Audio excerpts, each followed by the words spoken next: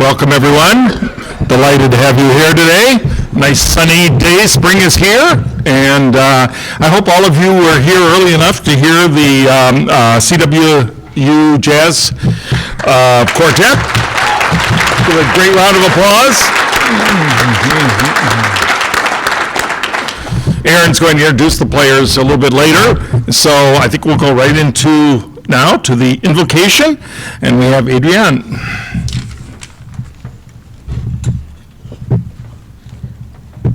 Good afternoon, Rotarians, President John, and honored guests. So glad to be amongst you today. We'll just have a moment of silence for those who have passed on and are no longer with us, and also to acknowledge the land that we are standing upon. Dear Heavenly Father, thank you for bringing us together today to celebrate life, to think about those who are no longer with us, to bring this sense of community together once again. We've been burdened with so much over the last 2 years, but know that you are always with us and always beside us.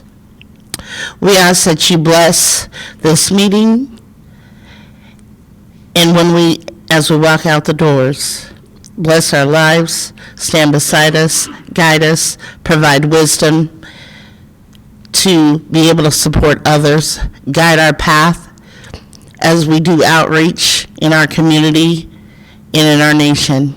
And all these things we pray. Amen. Thank you very much.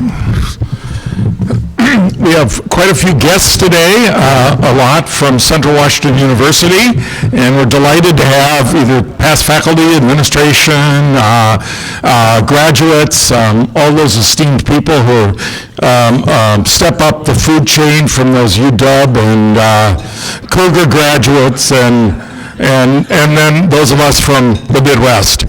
So, and definitely way up the food chain from Oregon. He wasn't listening, so makes a good sense. But welcome all of you. We're delighted to have you here.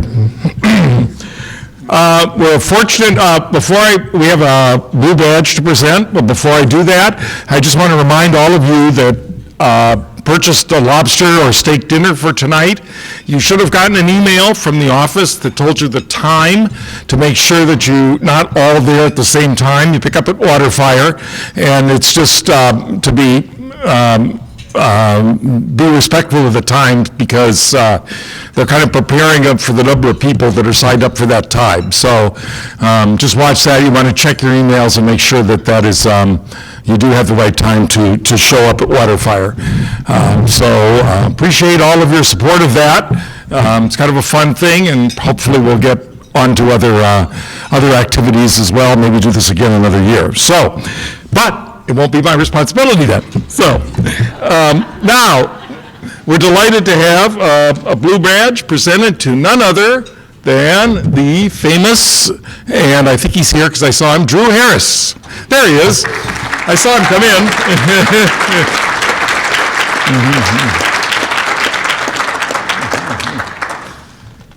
You don't get to keep the red badge. You just get the blue one. All right, thank you.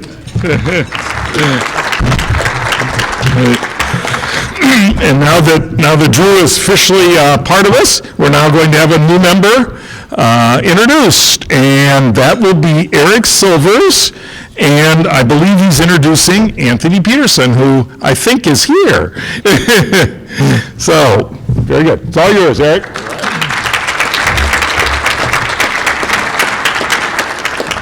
Give a little minute for a hop along to come up here now. Okay. President John, fellow Rotarians and guests, let me introduce you to our newest Rotarian, my friend, Anthony Peterson. Anthony is a product of Tacoma, Washington, growing up on both Hilltop and east side of Tacoma in the 1990s. AP was exposed to rampant violence, abuse, drugs, and crime. His saving grace in the community was through the Boys and Girls Clubs of the Puget Sound, the YMCA, the People Center, Tacoma League, and the Eastside Baptist Church, and his friends' parents. the village helped supplement what was that void of an absentee dad and also a single working mother. Each of these circumstances and organizations and individuals helped assess his formulation of his spirit of developing his faith in God, becoming committed husband and father, and participating in leadership in every institution, even in elementary school. Playing multiple sports, pursuing a college education at Eastern Washington University as a student athlete, also as a student athlete, ultimately building a career in service, leadership, and community development. Mr. Peterson, I call him AP, has over 13 years of consulting and leadership experience in private and the public sector, nonprofit sector. He is, currently has the privilege and honor of serving as interim chief executive officer at the OIC of Washington in Yakima, an agency that Mr. and Mrs. Henry Beauchamp, along with Esther Huey, built over 50 years. Among his responsibilities is organizational change process, board development, leading an organizational in the change process, as well as capital projects. Previously, he served as the OIC's Deputy Director of Chief Executive Officer, Evaluation and Grant Development, an independent consultant also as well. Before joining OIC, he was a lead evaluator and consultant for RGI Corporation, which is a nationally known research-based granting organization out of Sunnyside, Washington. He started his own consulting firm, the LCDI Services, and continued to operate the business, providing a pro bono workshop and training and consulting. Over the course of his career, he has worked in several community action agencies, housing organizations, and at-risk youth programs. He's earned his Master's of Organizational Leadership from Gonzaga University. By the way, they play at 4 o'clock today. Just thought I'd bring that, okay? All right, and also he's done his master's work through the University of Michigan, and he's a proud graduate of Central Washington University.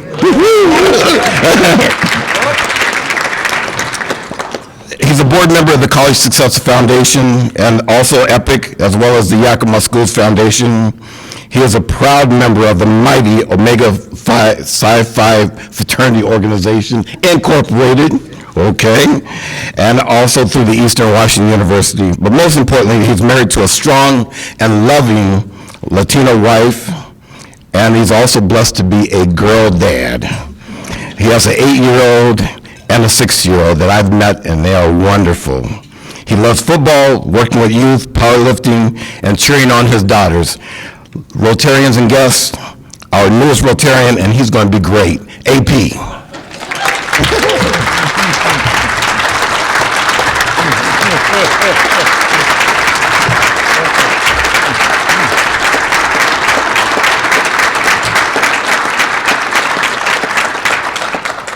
Have your red badge for you, which you will trade in for a blue badge, as Drew did, as soon as you finish your Rotary education. Yes, sir. A plaque for your wall. Thank you. The famous and infamous Blue Book, which has all our members, your committees, and everything in it. And the thing that is most coveted by all people, a Rotary license plate holder. Thank you very much. Thank you. Hey, welcome. Nice to see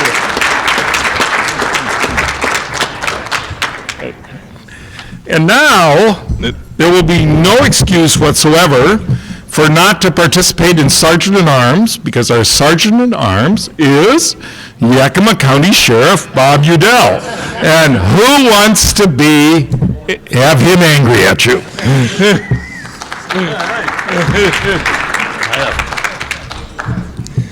That was kind of weak applause. Anyway, so everybody here is, you're going to get a great big treat. You're going to get a regurgitated program, because I gave something similar to this last year during the COVID to the Zoom meeting, and all 3 people that watched this, what was just about, I couldn't tell if they laughed or not, so we're going to give it another shot. Okay, in person, please laugh at the appropriate places.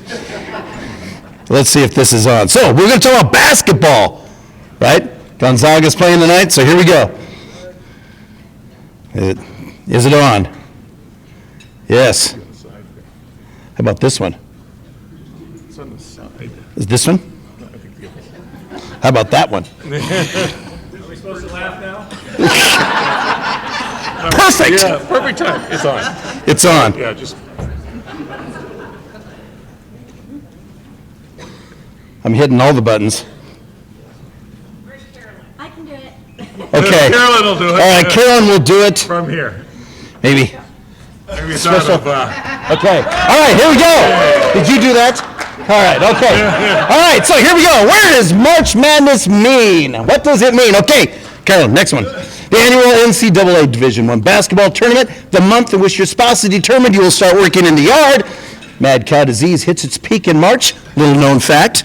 Number three, the last one, the realization that taxes are nearly due. Which one is it? Hey, the annual Division basketball tournament. Perfect. If you knew that, you should pay $1. That's an easy one. Okay, next one. Where does the term March Madness come from?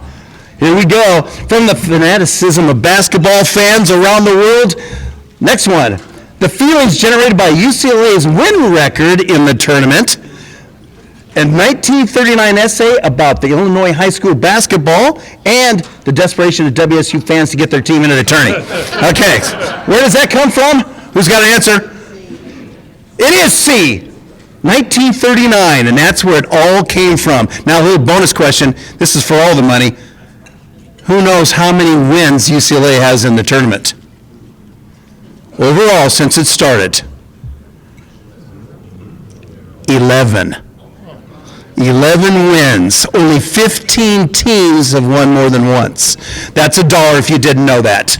Absolutely. Okay, next one. How many teams are selected for the March Madness tournament? Carolyn, 68. Next one, 32, 136, or 64? The answer is, Vanna, bring it up. 68 teams. 68 teams. Rarely is WSU in that. Okay. Next one. No jokes about WSU. I'm a Cougar fanatic. What you're hearing is my pain. That's what's coming out. All right. Okay, what is the stage of the tournament called when only 16 teams remain? Here we go. The chosen few. The dirty dozen plus 4. Do you get that one, President? Okay. All right. And Sweet 16. C, Sweet 16. There you go. If you thought it was the dirty dozen plus 4, give us $1. Okay, next one. What tradition does the winning team perform after regional wins, including the championship game? Perform an interpretive dance to Basketball Jones. Okay. The next one. Cut down the basketball nets. And finally, each player does the number of push-ups corresponding to the number of points scored. Next one, yes, B, cut down the basketball nets. Absolutely. It is a tradition across the U.S. to participate in March Madness brackets. Who in here has ever participated in an office pool? Right there. Pay $1, and that's all you're going to get because it's also illegal. But that's all right. You can pay $1 now. You don't have to worry about it. Okay, next. How much is bet annually on March Madness? Okay, here we go. $8.5 billion. $2 billion, $50 billion, or is it $15 billion? That's a lot of cash in those office pools. The answer is $8.5 billion. If you didn't know that one, you need to pay $1 to it, or start betting to get more money. This 8.5. It includes all illegal betting, which is a huge deal. Now, we might have some of these at my office as well, but we only have them there because we must know the enemy. All right? Okay, that's important. Okay, next one. How many people attend March Madness in person? 2.5 million, 1.1 million, a measly 660,000, or is it 1.5 million? These are people that go to the games. You've been there. How many do you think? 660,000. If you have been to a March Madness game, pay $1. Tracy? I've been, you need to pay $1 for me. She's my admin assistant. Well, all right, pay $5 then. Okay, total U.S. viewers across the country, 11 million. If you've watched an NCAA right? March Madness, pay $1. Okay, next. Which Washington team traditionally gets invited and is a number 1 seed this year? Man, you're out of turn. Okay, next one. Okay, hey, Washington State University? Gonzaga. University of Washington? No purple. Or Central Washington University? So there's a gimme in there. The answer is? Gonzaga. All Gonzaga grads in here pay $5 right now. Okay. What, you don't have $5? I get $10. All right. How proud I am to be a Gonzaga Bulldog. All right, I'll let you go. All right, okay. So I roared through that because every time I come up here, I have to get the hook because I go too long. I'm sorry. I'm respecting the president's time for the first time in my life. But I wanted to close with talking about the fantastic season that Central basketball had this last year. They have done great. The women's basketball tournament, or season at 24-8 overall, they were their conference champions, and they made to the semifinals in the NCAA Division II West Regional Tourney. Fantastic. Oh, yeah. And this young lady right here, Samantha Bowman, she was selected an All-American second team, only the second women's basketball player ever to be selected as an All-American, and the first since 2002, and she's also West Region All-Tourney. So she just might have a big future. Who knows? Basketball may not be over for her yet. Think she's a junior? She's a junior, so she's got another year to go. Okay, the final slide is the men's basketball, 17-9 overall, but they finished their season by playing in the championship game. Hadn't done that since 2011. They came on strong at the end of the season, did a fantastic job. And this gentleman right here, Xavier Smith, he was the Conference Player of the Year, Division II CCA First Team All-Region, and the coach's pick for All-West Second Team. So a great season all the way around for Central. Good job. All right, so I guess if you're a Central grad, that's got to be at least $1 right there. All right, let's start to see those dollars fluttering there. All right, I'm done. There you go. Great job. Great refresher course on March Madness. But the best part about the whole thing is he pointed out that he is respectful of me and the president's office, and I want you all to kind of take a hint from that, because that'll be the last time that happens. So, all right, to introduce our speaker, none other than President-elect Aaron Black. Thank you, President John, and amazing Rotarians. What a privilege to be up here to introduce our speaker. Before I get started, though, I just want to ask all of our CW alum to stand up. I'd love to see any of you who have a family member currently attending. All right. Thank you. Now, I am just honored to introduce Central Washington University President Jim Wolpert today. Before I do that, I just want to point out a few of our guests that are CWU colleagues and community members. I'm just going to ask that you kind of wave or stand up real quick so that everybody can put a face to the name. I'm going to start with Paul Elstone, Vice President, University Advancement. Gonzo Victory, CW alum 2020. Oh, that said Victory on here, sorry, Gonzalez. And I was so careful about name pronunciation. Carolyn Schockler, Linda's mom, retired Director of Apparel Design Development. Mel Palm, Regional Director, University Centers. Jeff Stinson, Dean, College of Business. Han Donker, Accounting Chair, College of Business. Dan Maycock, Loftus Labs. Is he here? Andrew Juarez, Director of Operations and Engineering at Treetop. Jackie Gordon, Director of Training, Education, and Member Services at Washington State Tree Fruit. Hillary Tannenberg, Senior Manager, Moss Adams. And Cremere Jackson, Vice President of Public Affairs. We all know Cremere. Now, there's one person that you'll know I intentionally left off that list, only because I want to make sure to point out Linda Schockler. Please stand up. We all know Linda. She's a Yakima native. She's the chief of staff, and she'll be departing CWU after 12 years of strong, amazing leadership. It's been such a privilege to work with you. And I just want to point out that she has been and continues to be truly instrumental in the strong partnership between Central Washington University and downtown Yakima Rotary. Thank you. I just had to embarrass her a little bit. And then I'm also privileged to introduce our musicians. If you could please stand as well. I think we all agree you are absolutely amazing. We have Adam Schmay, who is tenor saxophone, Kevin Starr on the piano, Brea Pierce on the bass, and Zach Motz on drums. Amazing. Thank you so much. So now, I, as a proud alum of Central Washington University, not only have the privilege of introducing Jim Wolpert, I also have the privilege of serving on the Central Washington University Board of Trustees.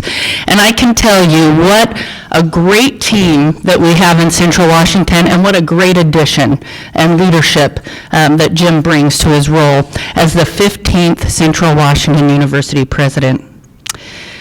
Over the years, we have seen, and all of us who are alum or have family members there, we know that Central has a history and legacy of committing to enriching the lives of young people in our state. Central has always provided a crucial bridge to higher education for first-generation college students and underserved populations. The university strengthened that commitment last summer when we welcomed Dr. Jim Wolpert. Dr. Wolpert has spent his entire higher education career, first at the Florida Gulf Coast University and then at the University of Northern Iowa, promoting the value of a diverse, inclusive campus atmosphere where all students and employees can thrive. He believes in the power of shared governance and the democratic process. He insists that everyone on campus and everyone in the community has an opportunity to use their voice to affect change. Above all, Dr. Wolpert subscribes to the ethos of deep care that makes everyone he encounters feel valued. He and his wife, Sasha, are actively engaged in the Central Washington University and Ellensburg communities. They both love the outdoors, and on their free time, and I say that jokingly because I know there's not much of it, but on their weekends, they're out searching for hiking trails and ski slopes in the Northwest, and we know there's a lot of those. So next year, hopefully he and his wife will join us for the Rotary Snow Day and ski White Pass. The Wolperts are also proud dog lovers and talk about Annabelle and Leopold as if they're their children. And I've got a chance to meet these two dogs. When we have dinner in the university house, they're always so curious about who we are, so I love dogs myself. They also share a strong commitment to sustainability and caring for the environment, which has become one of the centerpieces of his administration. When Dr. Wolpert isn't spending time outdoors, he enjoys reading, cooking, walking around town, and interacting with new people. And I can attest to the reading because we have a lot of that on the board. And I enjoy it. There is surely more that I can say about Dr. Wolpert. He really has been a joy to work with, and just so excited to welcome him and his strong leadership to Central Washington. But I'm going to leave it up to him to share the rest. And without further ado, please help me welcome our 15th CWU President, Dr. Jim.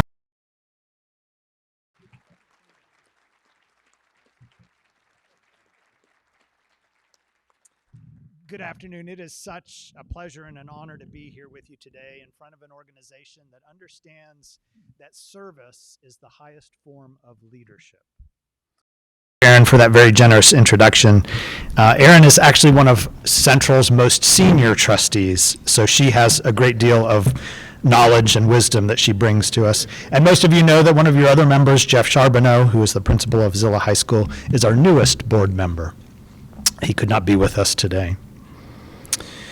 I also want to thank our Office of Public Affairs. Cremier is here, Lauren is in the back, Rick, and others who have done a fantastic job of setting everything up today. There's lots of goodies on your table. We hope you'll take those away and display them. And also thank you to our students, the Jazz Quartet. You can never tell that they're students whenever they perform. It's just remarkable. So thank you all also for being here. All right, so one more question about March Madness. The only 15th seed to ever make it to the Sweet 16. If you don't know the answer, you have to give $1. That's what I'm talking about. That's what I'm talking about. So I had the pleasure and honor of starting my career after I finished my PhD at the University of Tennessee at Florida Gulf Coast University, which was a brand new university, opened in 1997 with 2,500 students. When I left in 2015, it had 14,500 students. I was hired in 1994, 3 years before the university opened, to write the curriculum, hire the faculty, and get everything going. When we had something that came up, we said, well, how do we do that? What's the policy? What's the procedure? We took out a yellow pad and started creating it. It was literally a university from scratch. In 2013, they were Dunk City. Does anybody remember that? They beat Georgetown, I think, in the first round, and then San Diego State in the second round and made it to the Sweet 16. A fantastic run, and it was all because of the dean at the university at the time. That was me. What a remarkable opportunity that was. I was there for 21 years, really learning so much about higher education, about access, about affordability, about student engagement and success. And went after that to a place that also is in the Midwest, that is a fantastic comprehensive university, the University of Northern Iowa, and was there for 6 years as provost and vice president for academic affairs, had 1 year as a stint as interim president. When I started looking around and thinking, I have gifts and talents to offer to the world, and I wanted to find a place where those gifts and talents and values lined up, there was only one place that I was truly interested in. Only one place that I applied, and that was Central Washington University, because it is a special place. I've been here now for 10 months, and I've done a lot of listening during that time. To students, I spend as much time as I can with our students, to alumni, to supporters, to community members, to community leaders, to business owners, and I keep hearing the same thing over and over again. Central Washington University is a special place because it transforms the lives of our students, of their families, and of their communities. I've heard lots of stories from our alum of one faculty member or one staff member who took an interest in their life and in their journey, saw something deep and purposeful in them that they didn't know that they had, and then helped them reach that potential and go off in the world and do remarkable things. This happens because of what happens inside the classroom. We have phenomenal faculty who teach our classes. Not a whole host of TAs, and not big classes, but small classes where the faculty get to know the students' names. And the staff who care deeply about our students. And very often we'll spend time with them to help them on their journey, knowing where they're headed. What's critical is that it's not just what happens inside the classroom that is important, but it's the experiences that students get outside the classroom, solving real-world problems in real-world settings. That's what every employer is asking us for. If a student comes to us, employers say, just having sat in a classroom, they won't be ready for work. But if they take that learning inside the classroom and they apply it outside, solving problems, they'll be ready on day one. We do that at a very high level. Let me say that we trace our success to the people. It's always the people. This is what makes the place special. The faculty are passionate about their disciplines, but most importantly, and even though they do very high levels of research, many of them do research that would qualify them to be at the University of Washington or Washington State. They stay at Central because they love teaching so much and interacting with students. That's how we're different. And the students are wonderful. They're kind, they're curious, they're determined. They've been described as hardworking and tenacious, balanced with humility and being down to earth. And they're a treasure. Many of them come from this county. More than 1,000 in our last year in 2019. Nearly 200 transferred to Central from Yakima Valley College to finish their degree. So we have a fantastic relationship with Yakima Valley College, and we have nearly 10,000 Wildcats in the county. We are very proud of our background as a normal school. We opened in 1891 as a normal school, and we have developed our footprint in this area. Our mission in 1891 was to produce teachers for the growing state of Washington. The state constitution called the education of our children a paramount duty. We started centers, actually, in the early part of 20th century. Many people don't necessarily remember that. We actually had a center down here in Yakima that helped our student teachers get connected to the K-12 system and do student teaching. We are now a public comprehensive university that is a partner with communities around the state, but especially this community. This is our closest tie. Over just the last 5 years, we have sent 200 school teachers to the Yakima Valley. In a typical year, Central pays more than $4 million in wages to employees who live in this area, and $3.3 million to local businesses for everything from carpeting to cars. Central faculty, staff, and students are involved in the community as well. And a great example with our music faculty and students sit on the Yakima Symphony Orchestra. And Central's college and the high school program allows students in 120 school districts across the state, not just here in Central Washington, but across the state, to start earning college credits while finishing high school. In fact, we are the largest supplier of courses to our high schools of the public universities. Those include hundreds of students every year from Yakima, Selah, Grandview, Sunnyside, Zillah, and West Valley. And we're working very diligently to elevate our relationship with these schools. We just started a guaranteed admissions program. If a student in any of the high schools has a 3.0 and has completed certain courses, we automatically admit them, and we reach out and tell them, you have a place at Central Washington University. The applied learning that I talked about that is so critical to our business partners when our students get internships and jobs is really an important part of what we do that is distinct and different, because it is our undergraduate students working with our full-time faculty. And they do a lot of applied research around the entire state, giving students the opportunity for that hands-on problem-solving activity that's critical for both their personal and their professional development. Some examples. When you drive over I-90 over the pass, you see that big wildlife corridor, the overpass that goes over there. We do research with our faculty and our students on that wildlife corridor and the success of that corridor. It is the largest scale study of this kind anywhere in the United States, run by our students and our faculty.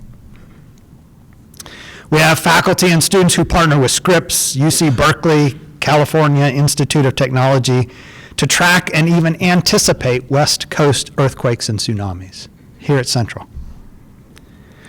We're involved in monitoring Yakima Nation riparian restoration zones. With the support of a grant from the National Science Foundation, we have faculty helping future teachers broaden their skills in science education in rural settings.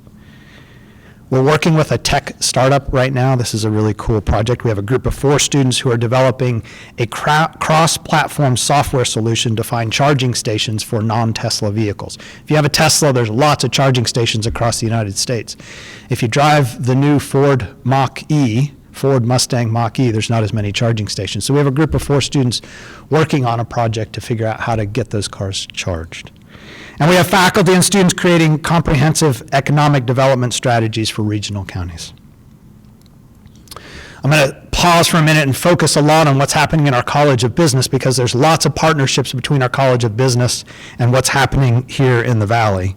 And I appreciate the fact that our College of Business faculty are here and many of their partners, because the programs I'm going to talk about have really been developed in partnership with the businesses here in the Valley. First thing I'll talk about is a new Agribusiness Certificate. This is brilliant. This is how Central Washington University is in a category by itself. We think differently and provide opportunities that other people haven't thought about. So We know that there are other big universities in the state, we won't name them, that can tell you how to grow things or offer ag econ programs that study the allocation, distribution, and utilization of commodities and resources. But business leaders have been saying they want something different and more. They need practical business education for the ag industry, how to balance the books, how to use IT in ag. How can we develop specific ag-related marketing and supply chain management knowledge and skills? And so we've built, I love saying this as president, we've built, I didn't do anything, it was the College of Business, a set of stackable credentials that will meet these different needs that will lead to a degree eventually. But folks can just join and take one of the credentials if they'd like. They can stack the credentials on top of it. It's meant for folks out in the business world, people who already have degrees, who need to develop more skills, or for our own students. What these business leaders and businesses have told us is that they really want a way for the folks who have been working for them for years to develop these new skills and help them go to that next level. So we're launching this new program this fall, starting with a certificate in marketing. That's the first.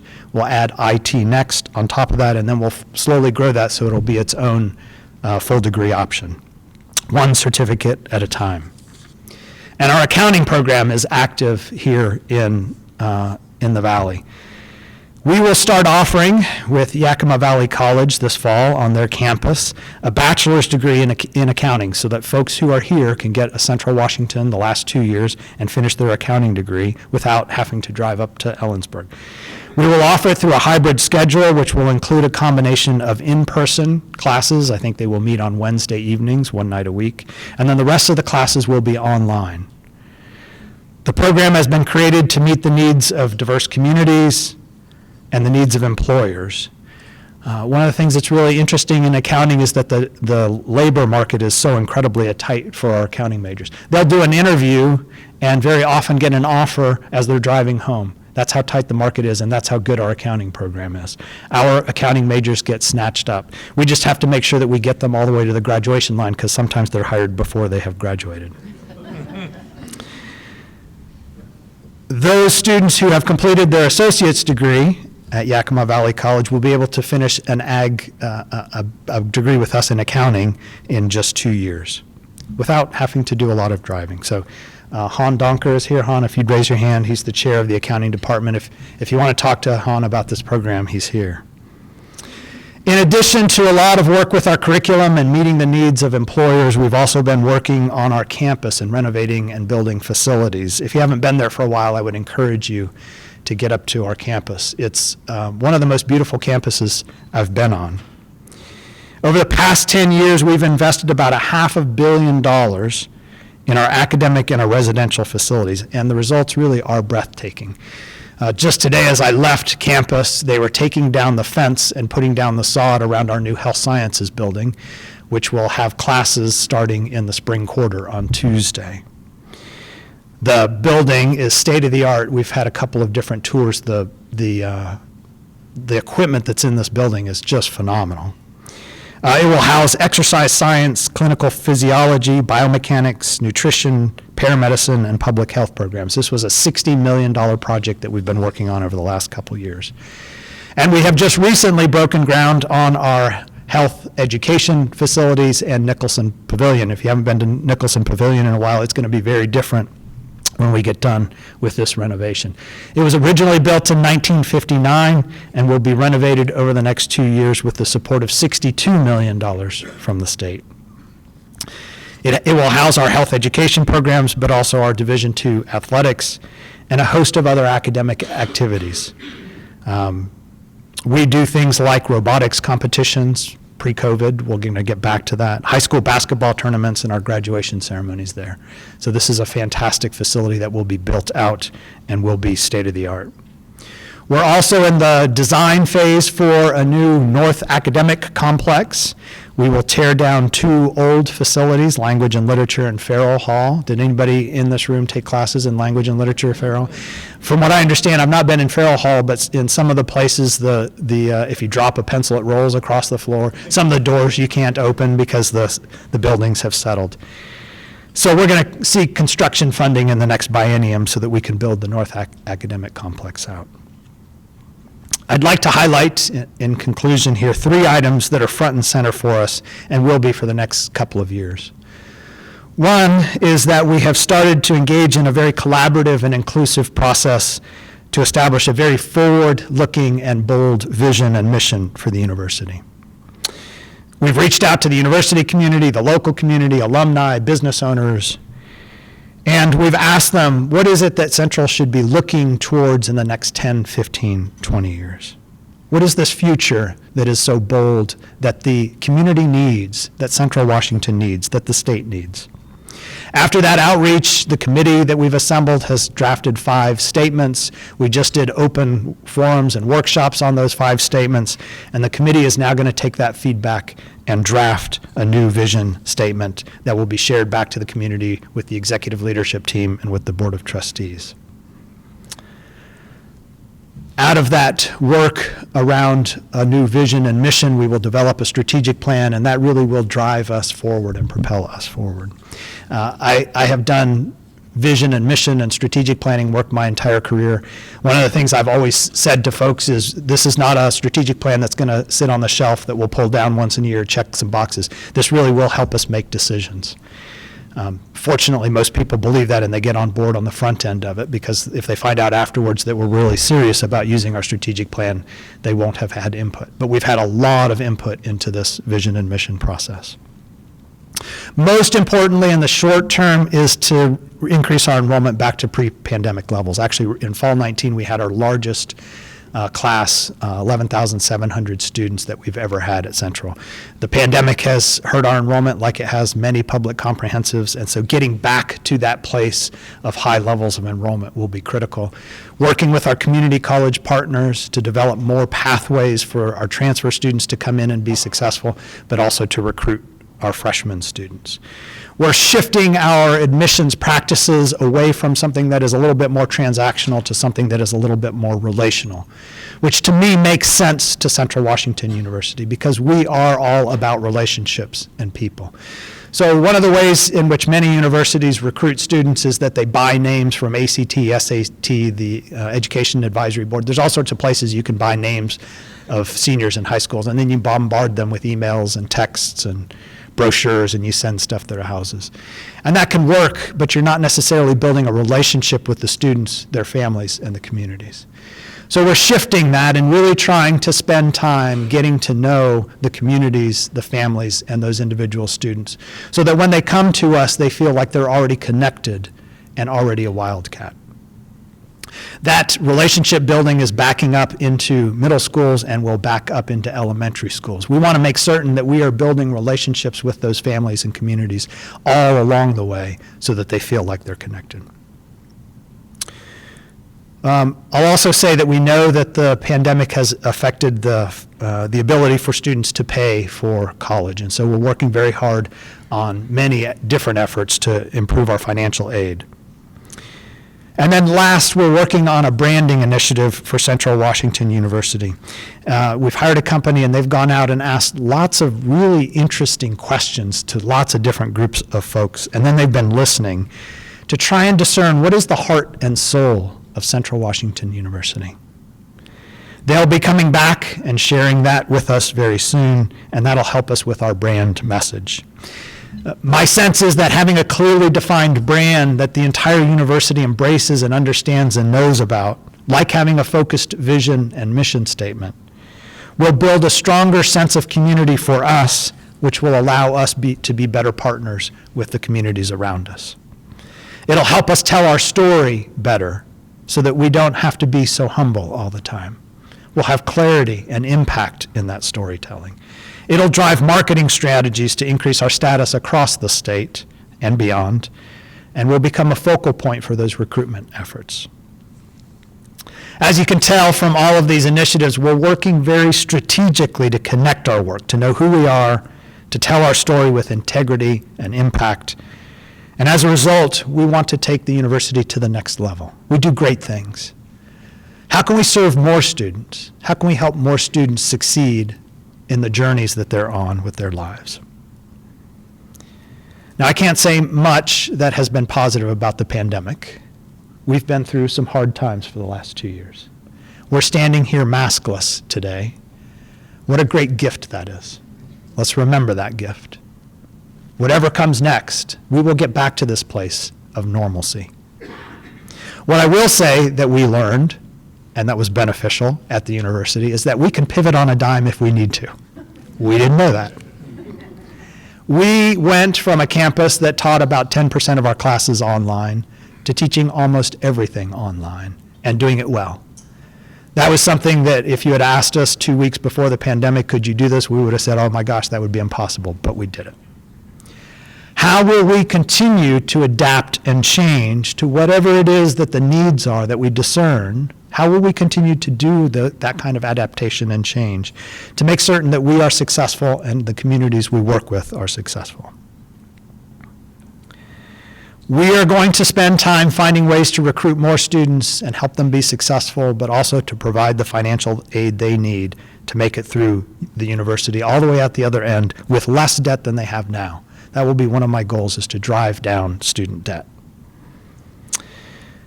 We do know that this work will not be easy. We also know, however, that it'll be exciting and very satisfying. One of the things I love to do is to spend time with students. And as much time as I can get with students, I spend time with students. But my favorite time to spend with students is when they first come in to the university as freshmen, and then also when they graduate and walk across that stage and I get to shake their hands. When I see their faces when they walk across that stage and then meet their families afterwards, I am reminded of what we do and why we do it. This is not just about getting students jobs. This is about the human beings that they are becoming, and we are a part of that journey. And it is an honor and a delight to do that work. We make a difference in their lives and in their families' lives and in the communities that we are a part of. And your partnership is critical to our success. So thank you all so much for welcoming me here today. Thank you so much for everything that you do in partnership with Central Washington, and thank you for listening.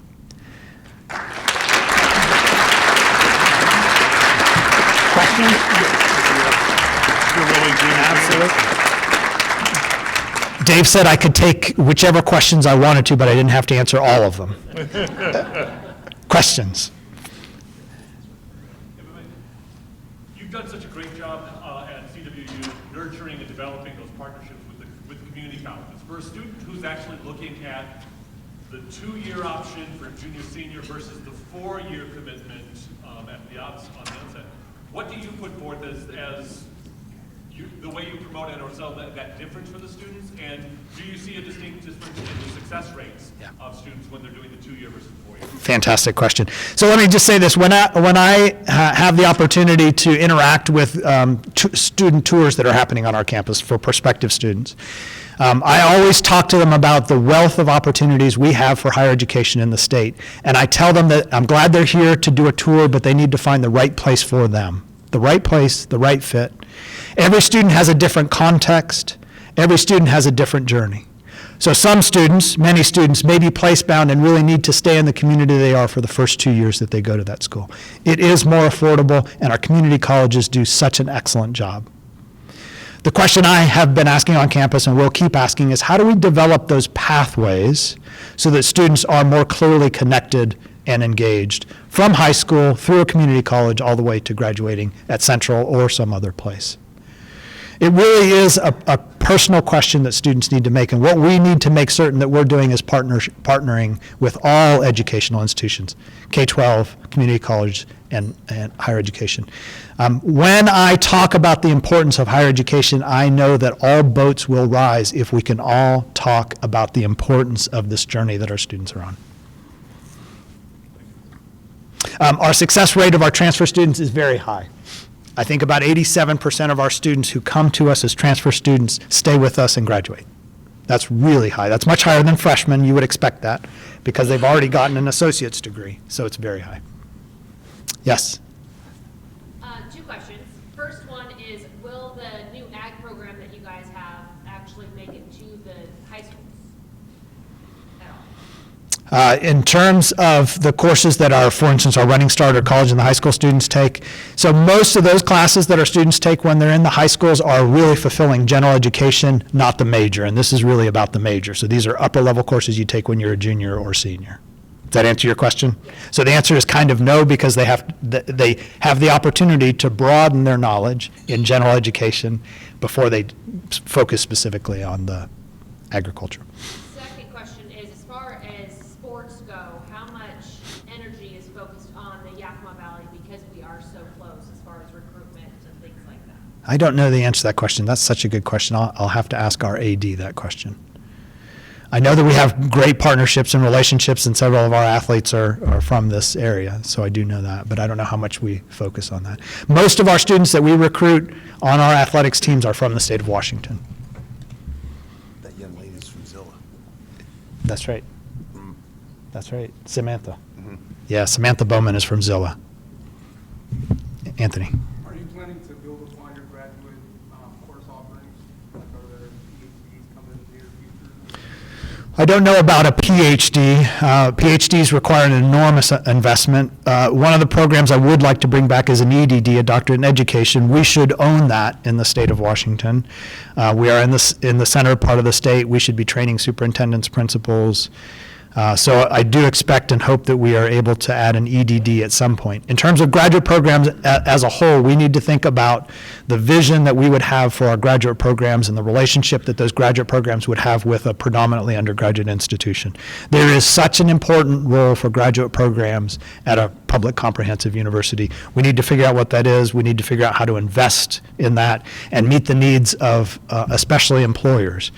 I do firmly believe that one of the things that's going to continue to happen over the next 10 to 20 years is that the bachelor's degree is going to become like the high school degree became. And the next thing that people are going to be asking for is that next level of either certification, post-baccalaureate, or graduate program. And so I think we need to be thinking about that and how we meet those needs. Have you given thought to the recently documented learning loss that's been occurring in K-12? How will that impact university level, and what might we be doing to address that? Yeah, thanks.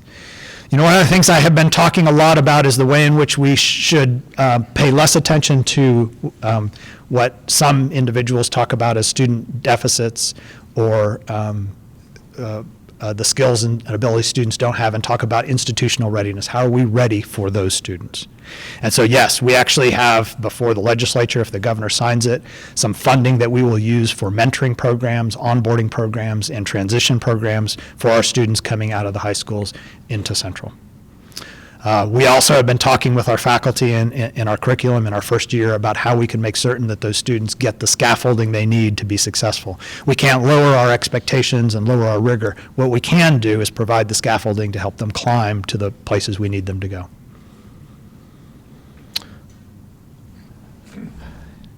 What type of do you have that would attract students of color? Wow. Yeah, so 42% of our students come from a variety of backgrounds, traditionally underrepresented backgrounds. So that's a very strong percentage of our students. About half of our students are first generation, about a third are Pell eligible, another third are close to that. We do a fairly good job with the programming that happens in student affairs, providing opportunities for those students to connect with others and feel welcomed. We need to do a better job across the entire campus and in our curriculum and our pedagogy to develop equity in the work that we're doing and create that sense of belonging for our students. So we still have a ways to go. Our African-American students, African-American males, are the students who we lose at the highest rate at the end of the first year. We actually do fairly well with our Hispanic and Latinx students, but we lose them at a higher rate than our majority students. So there's a lot of work for us to do in that capacity to make certain that we are going to that next level. Interestingly enough, as we did our vision and mission work, we got a lot of feedback from folks on the drafts that we had, and what we're doing is sorting through that to see what were the concepts, the words, the phrases, the ideas that got elevated to the highest, that will tell us, here's what we need to be thinking about for our vision. And I've been very clear with the campus that a vision is not something that we're already doing. A vision is over the horizon. It's a place where we need to go. And the number one term was to create a culture of belonging for all of our students. We have work to do there. That's a vision. It's not where we are now. Diversity, equity, and inclusion, transformative learning experiences, those were at the top of what it is that we do at Central and can take to that next level. We have a lot of work to do. I'm excited to do that work. At my last institution, we were able to bring the retention rate of our traditionally underrepresented students up to the level that all of our students had, and it was through some of these programs. Thank you all so much. I think I'm getting bumped from the podium.